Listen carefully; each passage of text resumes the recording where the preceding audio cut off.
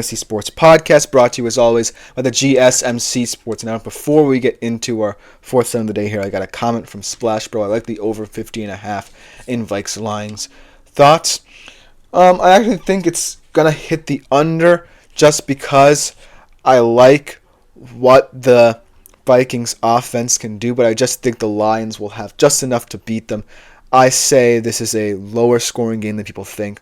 I like the Lions in, say, 20-17 kind of game, kind of a back and forth contest where both teams put together decent drives, but they don't necessarily get them into the end zone. So it's going to be an interesting game to follow to see whether or not Brian Flores' defense can hold up against the juggernaut on offense. But I do want to get into my fourth game of the day here on the show, some Super Bowl odds.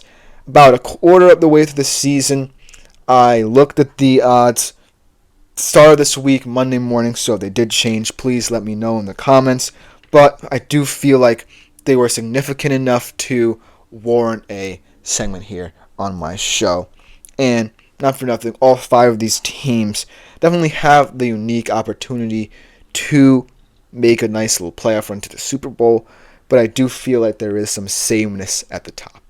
And we'll talk about that. We'll just get to it without further ado. Here are my updated Super Bowl odds. I'm going to start off at the number 5 spot with the Houston Texans at plus 1,000. And the Houston Texans are a team that I'm really high on as Super Bowl contenders, but it's all going to come down to when CJ Stroud gets to the playoffs, if he can perform under pressure, because chances are the Texans will be around the 4 to 5 seed range here. They're not going to be the highest ranked, divisional champion, and they're going to be up against it. So chances are they're going to play on the road for the majority of the postseason if they make a deep run. So it's all going to come down to, like I said, Stroud's composure.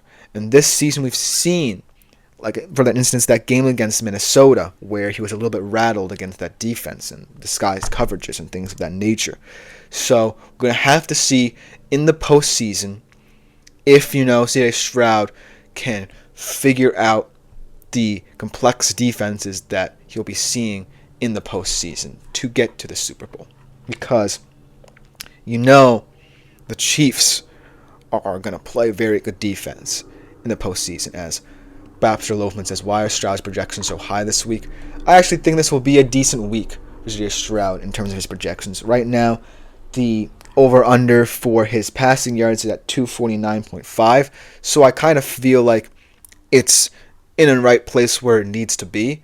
But I do think this is a game where he proves that against a defense that I think are paper tigers at this point in the season, he can really operate this offense at a high level.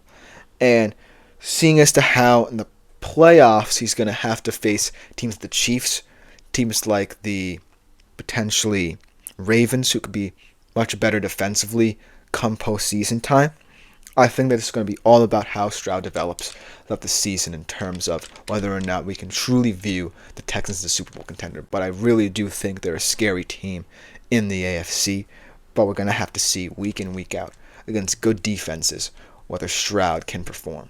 So it starts this week. Let's see. Coming in at number 4, though, is the Detroit Lions here at plus 950. And Dr. Loveman also asks another question about his fantasy team. Would you start McConkey or Christian Kirk at flex? Charbonnet third option. I got Debo and Neighbors questionable. Jefferson as wide receiver 1.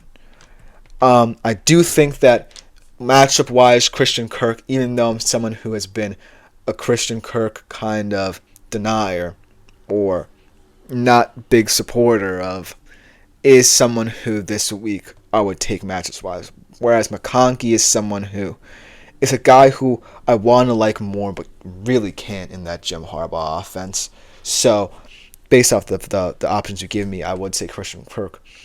I do think, though, that potentially utilizing a guy like Charbonnet, who I think could potentially have an interesting game against the Falcons if they utilize him in different ways as a receiving running back, could be an interesting option, but I do think Christian Kirk there is the safest bet, so good luck to you in that department. Going back into the Detroit Lions here, I think that out of everyone in the NFC, they've proven that they have the most versatility on offense with their running attack and the ways they can exploit you in the pass game as well. My only problem with them is Baxter Loafman. Thank you, my man, for commenting. I think the only way you can really exploit the Detroit Lions is trying to get into a shootout with them, to be honest with you. Because, with the loss of Aiden Hutchinson, it is a big thing to compensate for in your defense. And looking at the outlook of the NFC, there could be teams whose offensive strategies could trouble the Lions. For example, Minnesota and Green Bay in their own divisions have opponent run games. So if the Lions' run defense does not look up to par with the absence of Aiden Hutchinson, look for teams within their own division to exploit that, starting off this week with Minnesota. And so there are concerns with that defense going forward, but I highly doubt that many teams will be able to put up, say, 30 to 40 points with the Lions if their offense is playing the way that it is right now. So that's why Detroit's a very scary team. We're going to have to see how the defense really looks going forward against teams that could exploit them as well. Then the 3 spot is the Baltimore Ravens. And they are the most dangerous team on this list, in my opinion, because of the fact that we might not seen their peak just yet on either side of the football. I mean, I love Derrick Henry and what he's doing, but if this passing game is more than, say Flowers and Isaiah Likely, look out. If Rashad Bateman gets going, if Mark Andrews plays like he did last week, gets into the end zone a lot more, then the sky is really the limit for Baltimore right now. No one can really chop this offense if everyone is firing on all cylinders. And the questions remain on the defense, but like I said, I feel like come playoff time, they'll have settled in. Yes, the loss of McDonald was a highly integral one to how they wanted to play defensively, and the loss of a lot of their weapons defensively, for that matter, as well.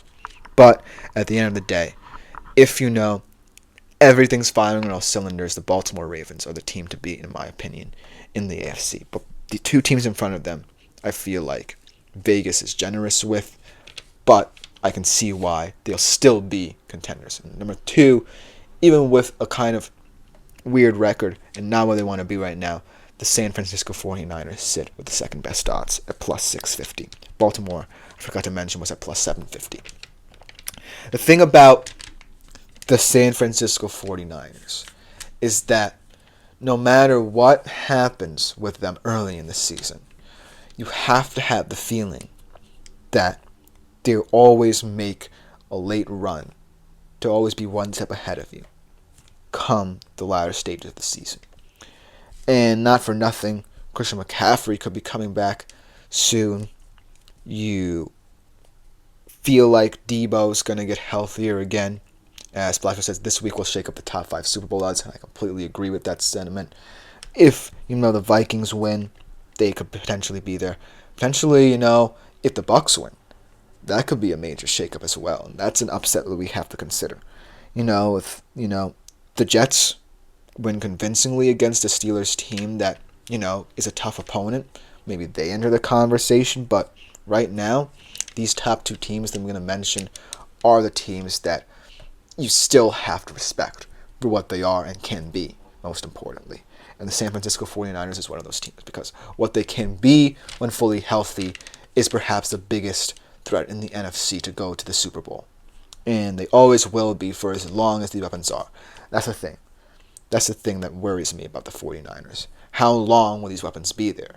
Because you can sit pretty for as many seasons as you want, but until you actually win a Super Bowl and prove that you can retain the players that can get you to that spot, I don't know how long the 49ers can be considered the beasts of the NFC for that much longer. But with all these teams looking behind them, trying to knock them off their perch, even this season. So look out, 49ers. But for now, I can see why Vegas respects them so heavily. And then the number 1 pick, you kind of got to do it. It's the Kansas City Chiefs. And at plus 500, as much as people as Baxter Loafman asked what my thoughts on Cade Otton are, I think, Cade Otton is one of those tight ends where you really don't know how to place him. He's a very mysterious guy because either he's someone who the Bucs look to a lot in the red zone, or he is non-existent in certain games. But I still like him in games and situations where the Bucs want to exploit, say, zone-heavier teams. I don't necessarily know how many matchups he'll have in those situations, but look for him to be more of a matchups-oriented kind of tight end. I like him and want to like him even more, and I think he can evolve in this offense, but I don't necessarily view him as someone who is going to be a fantasy football starter week in, week out, if that makes sense, and hopefully that helps you as well. But getting back to the Kansas City Chiefs here, I feel like even without Rashee Rice for the season, even with all the questions surrounding their receiving core, you gotta respect the Chiefs, and that's why. This feels more of like a Vegas kind of pick than, the overwhelming sentiment of the NFL audience, but I feel like they deserve it because as long as they keep winning and as long as, they remain a team that people are scared of, they remain in the top spot. But let me know what you think in the comments about this team and about other teams on this list. I agree with Splash Bro here that this week potentially see a big shakeup as well. So let me know who you might think will enter the Super Bowl odds discussion. But coming up next to finish off today's show, if you're a college football fan, you're going to like this one. Talking about the top 5 teams in terms of CFP odds who will potentially win the chip this year in college football. We'll be right back after this short break to end the show.